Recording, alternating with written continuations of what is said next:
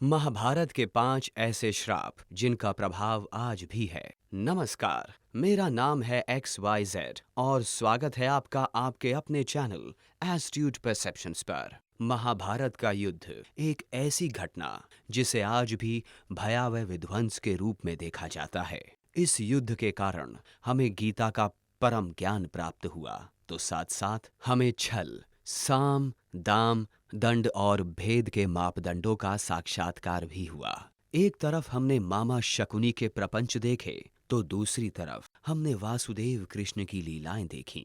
पर आज हम इनमें से किसी भी विषयों पर चर्चा नहीं करेंगे। आज हम महाभारत काल के उन 5 श्रापों के विषय में चर्चा करेंगे जिनका कालांतर में एक बड़ा प्रभाव देखने को मिलता है। हम जानते हैं कि महाभारत के युद्ध के बाद ही कलयुग का आगमन हुआ, पर क्या आप ये जानते हैं कि कलयुग का आगमन भी एक श्राप के कारण ही संभव हो पाया? आइए पहले इसी बारे में बात करते हैं और आपको एक ऐसे श्राप के बारे में बताते हैं जिसके कारण युगांतर हुआ और कलयुग का आगमन हुआ। आइए चर्चा करते हैं राजा परीक्षित को दिया गया ऋषि रिंगी का श्राप। एक बार राजा परीक्षित आखेट के लिए निकले। उन्होंने काफी देर प्रयास किया, किंतु फिर भी उनका आखेट सफल न हो सका। काफी समय बीत चला था और राजा परीक्षित भी काफी थक चुके थे।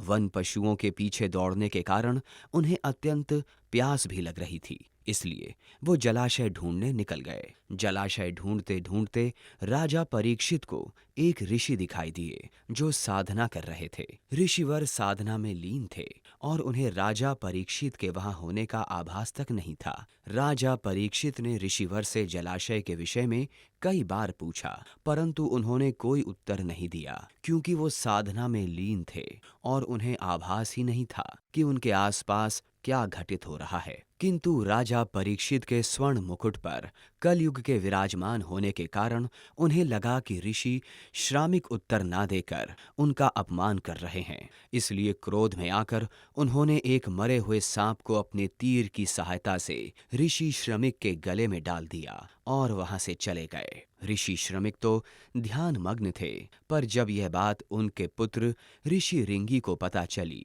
तो उन्होंने राजा परीक्षित को श्राप दे दिया कि 7 दिन के बाद तक्षक नाग के डसने के कारण राजा परीक्षित की मृत्यु हो जाएगी। ऋषि रिंगी का यह श्राप फलित हुआ और ठीक 7 दिन बाद राजा परीक्षित की मृत्यु हो गई। मान्यता तो ये भी है कि ये सब कुछ कलयुग द्वारा इसलिए करवाया गया ताकि वो पूर्ण क्षमता से अपना प्रभाव डाल सके। ऐसा माना जाता है कि राजा परीक्षित अत्यंत ही शक्तिशाली थे और उनके जीवित रहते कलयुग का आना असंभव था।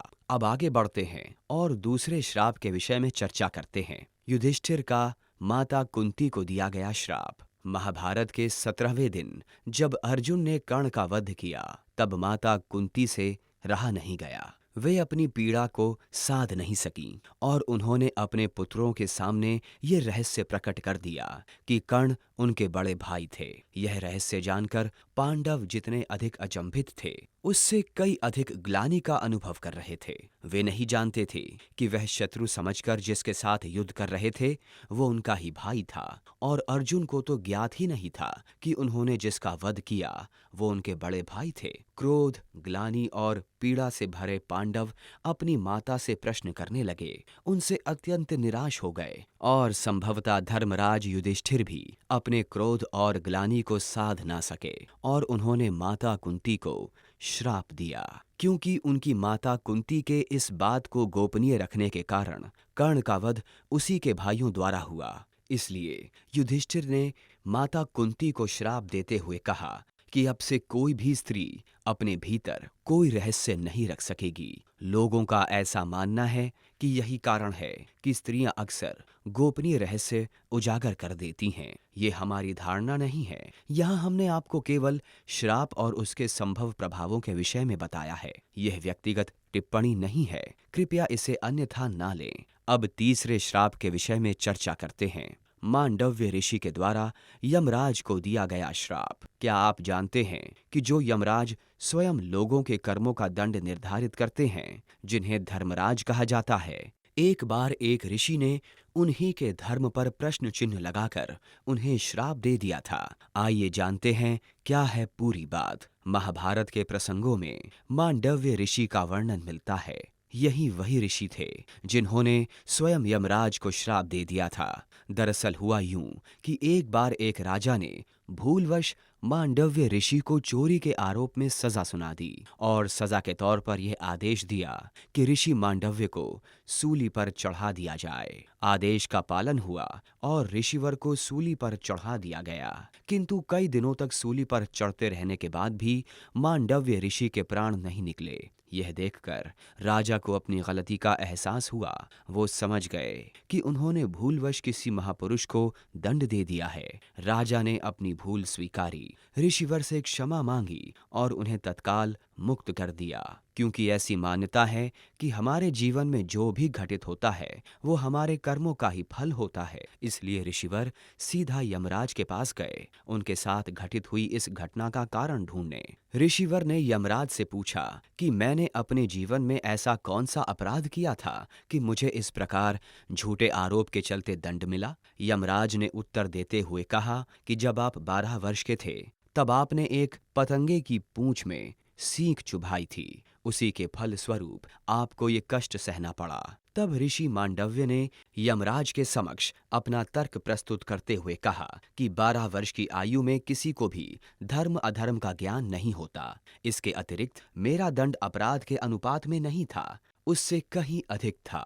इसके बाद क्रोध में आकर ऋषि मांडव्य ने यमराज को श्राप देते हुए कहा कि उन्हें भी इस भूल का दंड भुगतना होगा और इसलिए उन्हें मृत्यु लोक में दासी पुत्र के रूप में जन्म लेना होगा। ऋषि मांडव्य का श्राप फलित हुआ और यमराज ने धृतराष्ट्र और पांडु के भाई विदुर के रूप में धरती पर जन्म लिया।